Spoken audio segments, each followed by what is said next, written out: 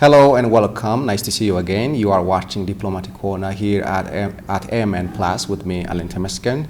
Today we have come up with a guest to talk about Ethiopia's diplomatic journey and success by propounding the successful completion of the Grand Ethiopian Renaissance Dam project as a typical example, so don't go away.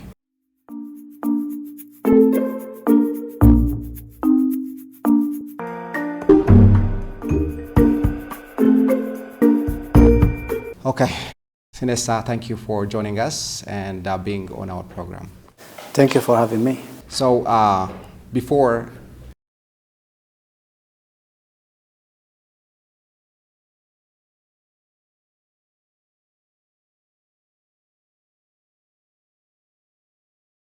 I am Sinesa Demsey, teacher and researcher at Ambo University, Department of Political Science and International Relations. Great.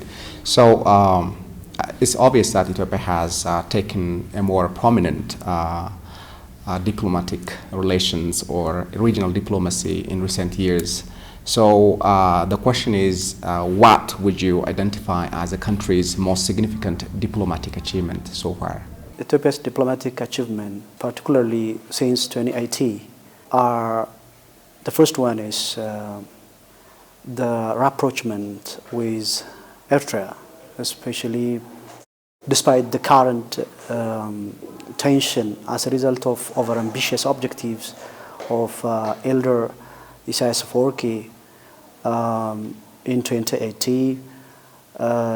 Peace agreement was concluded by the attempt of the Ethiopian Prime Minister Abiy Ahmed that ended the 2 decades state of war. It's a state of no war and no peace. This is the first important thing. The second one is different conflict resolutions and negotiations has been taking place. You can take the issue of Sudan. There was a conflict and civil war in Sudan. Therefore, Ethiopia played a significant role to make a negotiation between the civilians and the different armed groups, the Transitional Military Council of Sudan, and the protesters and civilians. Therefore now, even after the Sudan transition fell in a turbulent situation, Ethiopia committed to bring together the protesters and civilians and the military forces, those make a kind of coup d'etat. By the time it was too much important, I know, to stabilize the conflict-ridden Horn of Africa, which is featured with intra and interstate conflict. The other one is the issue of Somalia. In Somalia, of course, we know there is different extremist groups and terrorist groups, which still a problem for Somalian federal government. Therefore, Ethiopia in this part contributes much in both military engagement and diplomatic engagement. And African Union, what we call AMISOM, and now ATMIS. Therefore, even in history, Ethiopia contribute much troops for each and peacekeeping mission that initiated by United Nations as well as by African Union and different regional groups like IGAD even. Therefore, Ethiopia contributes much to counter the work of Al-Shabaab in Somalia, and after the election crisis also took place there, Ethiopia committed to bring together the opposition of Somalia and the Somalian federal government, which able Somalia to get a relative peace. These are some of the important achievements in regarding peace and stability in the Horn of Africa. There are also different works contributed by Ethiopia in South Sudan to solve the problem between Riek Machar and Salva Kiir. All these in some could be taken as some positive achievement and success, despite external interference and the different spoilers come to the region as a result of the region is too much important for different powers, different states, different nations, different organizations across the world as a result of Ethiopia's proximity to pivotal area of the Red Sea. Therefore, United States, Russia, China, and Gulf states start to interfere, predominantly Turkey. Those powers have their own interest. When they come to the region by following their own interest, it spoils the realities and the very objectives of the region. But Ethiopia plays its role by genuine altruism. Speaking of Ethiopia's conflict mediation effort in the aforementioned countries, neighboring countries, how effective the country has become in dealing with such conflicts? As far as my understanding is concerned, Ethiopia has played its part, and is still playing. But as a reason that the nature of the region, the importance of the region, there are different competitive situations between and among different powers. By disregarding the interests of the Horn of African states, this spoiled the situation, and it challenges the consolidation of peace and stability in the region. Despite this fact, Ethiopia is still playing a critical role, because after 2018, even the Ethiopian foreign policy and the perspective that Ethiopia have, how diplomacy work, is shifted from the traditional one to a kind of diplomacy and foreign policy that consider the reality on the ground. For this very fact, these diplomatic activities and Ethiopian foreign policy give the emphasis for the neighboring countries. Because if the neighboring countries remain in peace, Ethiopia benefits, both in political terms and in economic terms. For this very fact, firmly, Ethiopia works to bring peace in the region. Especially without peace, it is impossible to achieve economic integration, which is the critical component nowadays, a critical component of Ethiopia's national interest. Therefore, for this very fact, Ethiopia urgently needs to bring peace. But the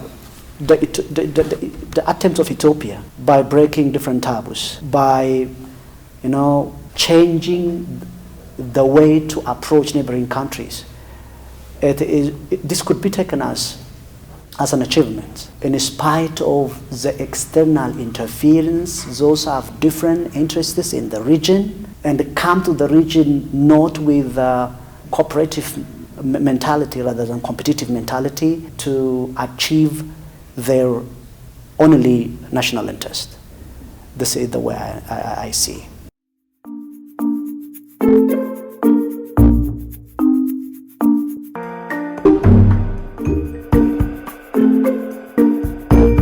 Great. So let's talk about the African Union and its significance here in the region. So with the African Union headquartered in Addis Ababa, how Ethiopia has leveraged this position to influence continental politics and diplomacy? Of course, foreign policy and the diplomacy conducted in different ways, or using different strategies to achieve foreign policy goals and defend national interest of a state. Therefore, African Union is important continental organization, especially focus on the issue of Africa and Africans. Based on this now, this is a kind of platform that paved the way for different multilateral engagements. Therefore, these organizations have annual summits, which is always take place in Ethiopia, Africa, in Addis Ababa. Therefore, many African nations and the leaders of different states across the world and the leaders of different organizations join this summit. Therefore, it benefits Ethiopia to make both multilateral engagements and bilateral engagements to achieve its economic objectives and political objectives. Therefore, now this is one of the important advantages it gives for Ethiopia. And being active in agenda setting processes, for instance, Ethiopia, in this regard, Ethiopia is not agenda taker. Because of what? Because of the historic, leverage Ethiopia has before. It contributes much for United Nations, as I have mentioned before, and by sending troops to bring collective security, whatever. The same is true in African Union. One of the founding members is Ethiopia. They initiate to create this kind of organization under the banner and idea of Pan-Africanism, to defend African sovereignty and to create solidarity among African nations. In doing so, this could be one of the elements of bargaining chip for Ethiopia. Therefore, by using all these bargaining chip, Ethiopia can influence the agenda setting actively. This covertly or overtly helps or give some significance for Ethiopian foreign policy objectives, and finally what we can conclude, to defend its national interest. Therefore, this helps Ethiopia while they are making multilateral and bilateral relations by using the opportunity. They can invite investors in terms of economy. They can access different leaders. They can tell their truth, their interests, the realities on the ground to the world. Therefore, it could be used if Ethiopia actively engage in that part and consciously follow it. It is too much important as it could be used as a platform that Ethiopia can use it to defend its economic and political objectives, finally to defend its national interest. Especially nowadays, we are in an era of misinformation and disinformation. Therefore, contacting with those diplomats and leaders of states and organizations can help to tell them the reality by engaging with them. Therefore, these are some of the importance of African Union for Ethiopian foreign policy objectives and national interest. Great. Let's come to the critical point of our discussion. You know well about Ethiopia has managed to maintain strong relations with global powers like US, China, and Russia. So how has it balanced these sometimes competing interests? Yes, different perspectives are there. The realist perspective, the liberal perspective, to analyze this reality. But Ethiopia now try to come up with its own ideas and thoughts. Ethiopia didn't want to come on behalf of the ideas of realists as well as the ideas of liberalists. Rather than Ethiopia attempts to take the middle ground. Traditional understanding and traditional perspectives of relations nowadays to follow and stick with such perspective is not important nowadays, because the world is in influx. There are different changes, unexpected changes. Technological development are taking place, globalization is there, and unexpected changes are there.